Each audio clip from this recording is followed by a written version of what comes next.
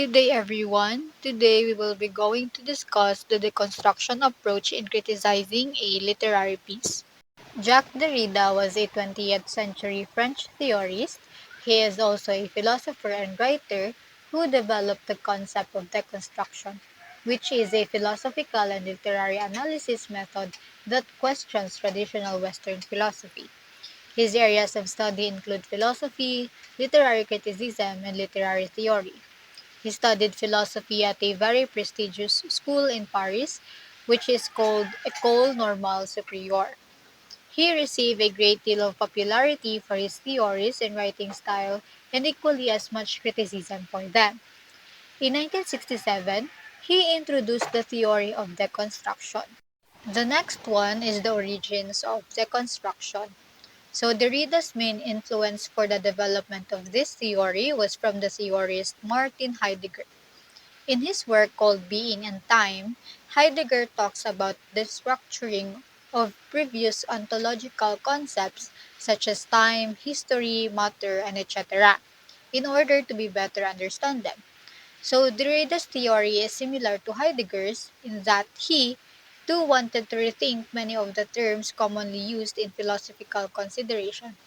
But Derrida took further steps in creating a workable theory. So Derrida's work influenced many disciplines including philosophy, literature, law, anthropology, historiography, applied linguistics, social linguistics, psychoanalysis, music, architecture, and political theory. So let's proceed to deconstruction. So what is deconstruction? Deconstruction is a process that identifies the center meaning of a construct and then identify its opposing or marginal meaning. So deconstruction's key argument is that meaning is unreliable because the language that communicates meaning is also unreliable. And then, Derrida's deconstruction focused on language, speech, and text, but he also applied to it political analysis.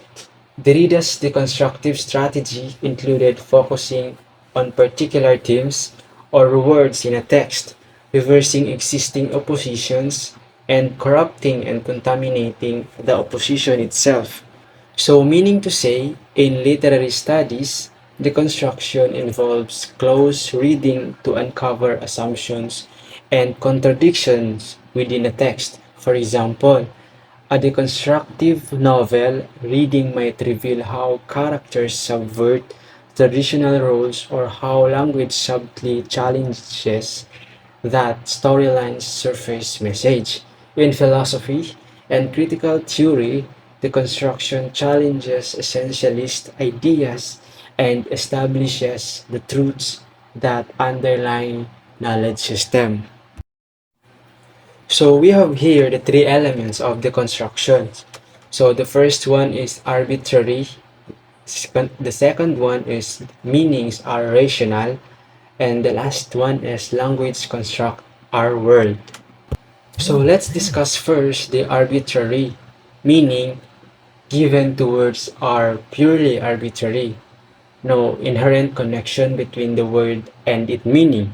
This means that there's no inherent connection between the word and object, rather language conventions assign meaning. The choice of words is based on cultural agreement rather than a natural link between word and meaning. For instance, in another language, the concept of tree could be represented by an entirely different sound. So the second one is meaning are rational. So words and context same, what we are meaning are related. So let's look for this example. We have here a sign equal signifier plus signified. Cow equal animal plus sweet food beef. The last one is food equal raw plus cooked. So as you can see no, in our example, this relation system where words gain meaning in relation to each other rather than by direct correspondence to reality structures our thoughts and experiences in a rational way. So the last elements is language construct our world. Everything is constructed by words.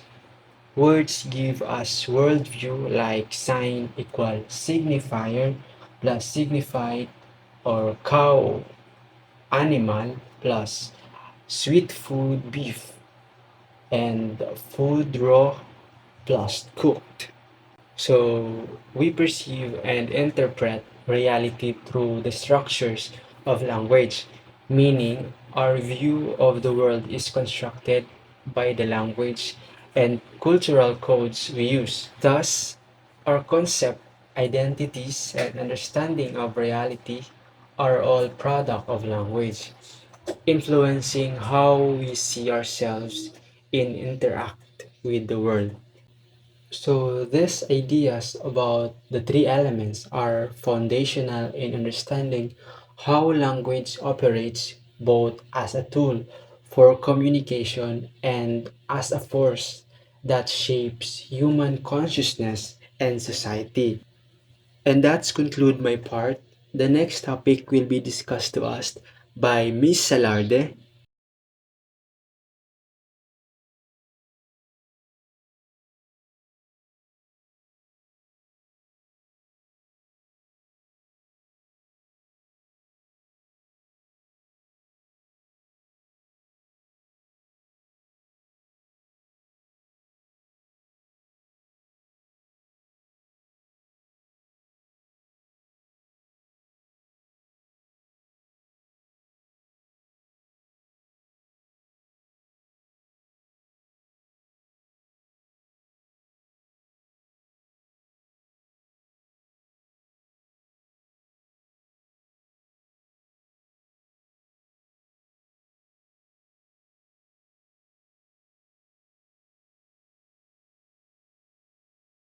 Good morning everyone, I am Rhealyn P. Salarde and let's discuss about binary opposition.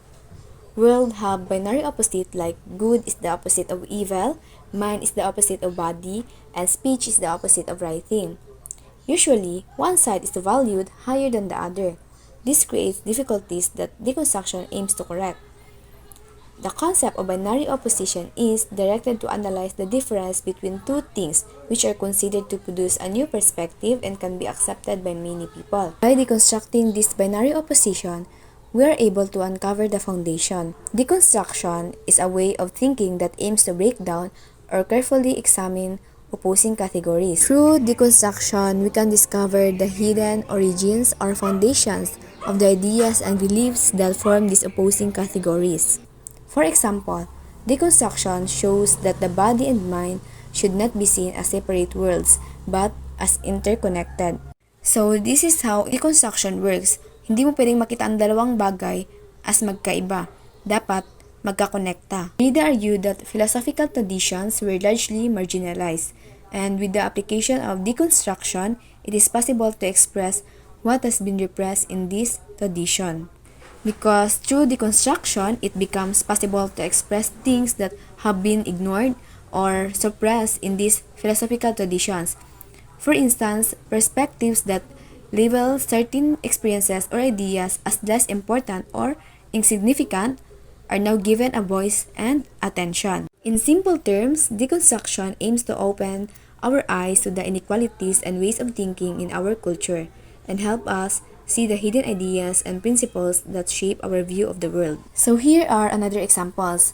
Day versus night. Day and night are opposites where day is often associated with light, activity, and positivity, while night represents darkness, rest, and sometimes fear or danger. By deconstructing this binary, we can challenge the assumptions that daytime is better or more productive, while nighttime is essential for rest, dreams, and even creativity. Second example is white versus black. This opposition has been historically tied to racial and social hierarchies, with white often being associated with purity, goodness, and privilege, and black with impurity, danger, or inferiority. By deconstructing this binary, we can challenge racial stereotypes and prejudices, showing that these associations are arbitrary and socially constructed. Third example is man versus woman. This binary often places man as the dominant, rational, and active side, while woman is seen as emotional, passive, and inferior. Deconstructing this binary challenges the assumptions that one gender is inherently superior or more capable than the other. It helps us recognize that gender roles are socially constructed. Fourth example is God versus devil. So in traditional view, God is good and the devil is evil. So by deconstructing this binary, by showing how traits of good and evil can overlap.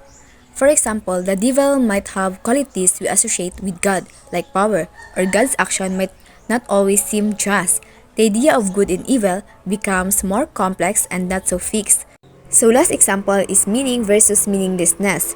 So meaning is clear while meaningless is chaos or lack of purpose. So by deconstructing this binary, it argues meaning is never fixed. It's always changing and depends on context. What seems meaningless can actually reveal deeper meaning, and meaning itself is always uncertain and shifting. So now let's move to how it is used in literary analysis. So first, this is used as a tool in narrative analysis. In literary analysis, deconstruction helps us examine how stories or narratives are constructed. It looks at how the text is built up with oppositions like good versus evil, man versus woman, and etc., and challenges these binaries to uncover new interpretations of the story. For instance, in a novel, deconstruction may explore how a hero and a villain are defined and whether these labels are too simplistic or influenced by cultural biases. And second, aims to dismantle traditional constructs and provide alternative interpretations and meanings. Deconstruction doesn't just accept the surface meaning of a text, but questions established ideas or systems. It tries to show how traditional understandings of the text can be broken apart, offering multiple ways to interpret it. For instance, a classic story about good versus evil might be reinterpreted to show that both good and evil are more complicated, and what seems like evil might have a rational or understandable side. Third, start with a very careful reading that looks for inconsistency and contradiction in the text. So always starts with a close reading of the text, focusing on contradictions or places where things don't seem to match up. These inconsistencies can reveal deeper, often hidden meanings in the text.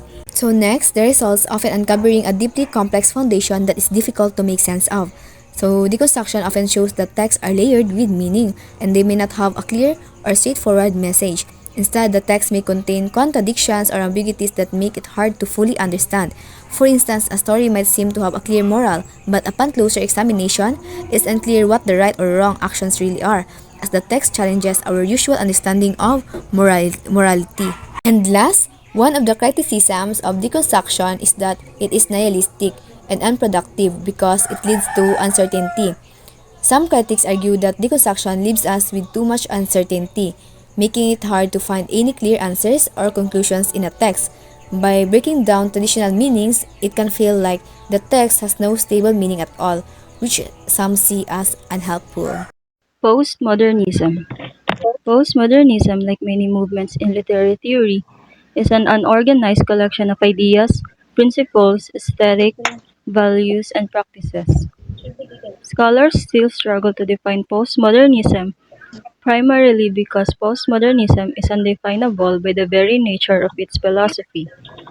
Some argue that postmodernism refers to the ongoing social and cultural currents that carry specific characteristics starting in the 1960s, the period that followed modernism. In literary criticism and theory, postmodernism is an analytical tool that focuses on the socio-political underpinnings and motivations of literature concerning the individual. Much of the postmodern literary theory is made up of or inspired by the philosophical or critical discourse proposed by the theorists that were not originally intended for literary criticism. Postmodernism is influenced by the material approach to society and culture followed by Marxists. Many postmodern theorists begin their careers from a Marxist perspective or by commenting on Marxist theories. Some postmodern ideas offer a sharp commentary on the evolution of the capitalist society to its present stage. Post-structuralism. Post-structuralism refers to the intellectual developments in continental philosophy and critical theory that were outcomes of 20th century French philosophy. The prefix "post" refers to the fact that many contributors, such as Jacques Derrida, who after abandoning structuralism became quite critical of it, in direct contrast to structuralism's claim of culturally independent meaning, post-structuralists typically view culture as inseparable from meaning. Post-structuralism evolved alongside French philosopher Jacques Derrida's theory of deconstruction, which emphasized this concept of unstable, unfixed meaning as it functioned in language. Derrida criticized structuralism for assuming a fixed center that organizes structure. Post-structuralism emphasizes the instability of meaning and the role of the reader in interpreting text rather than the author's intended meaning. Post-structuralism has something to do with the reader's response criticism. It is more likely the understanding of the reader to the text. It has also something to do with the deconstructive criticism.